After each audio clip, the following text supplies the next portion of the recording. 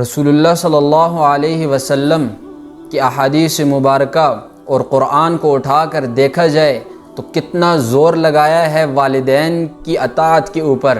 رسول اللہ صلی اللہ علیہ وسلم فرماتے ہیں کہ باپ تمہارے لیے جنت کا درمیانی دروازہ ہے، اگر چاہو تو تم اس کی حفاظت کرو اور اگر چاہو تو تم اس دروازے کو ضائع کر دو۔ اور اسی طریقے سے ماں کے بارے میں صحابی آتے ہیں، سوال کرتے ہیں، اے اللہ کے محبوب، اے پیارے، ہمارے لیے سب سے زیادہ حق کس کا ہے؟ رسول اللہ نے فرمایا تمہاری ماں کا۔ دوسری مرتبہ پھر یہ سوال دہرایا، فرمایا تمہاری ماں کا۔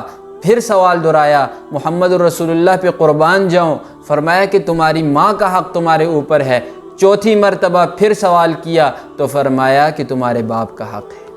تو اس سے آپ اندازہ کر سکتے ہیں کہ ماں باپ کا کتنا حقوق ہے اور پھر ماں باپ میں سے بھی ماں کا کتنا حق ہے۔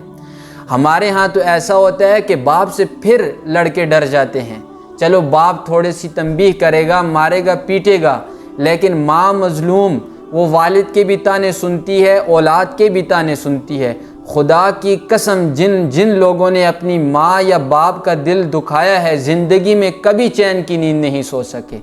ایسے آپ کو کئی واقعات مل جائیں گے کہ لوگوں کو پتھر مارتے ہیں، ایسے لوگوں کو کہ جو ماں باپ کے نافرمان ہوتے ہیں۔ دنیا میں پیسہ آپ کو مل جائے گا، پیسہ تو کافروں کو بھی ملتا ہے، لیکن زندگی کا جو حقیقی سکون ہوتا ہے وہ آپ کو کبھی نصیب نہیں ہوگا۔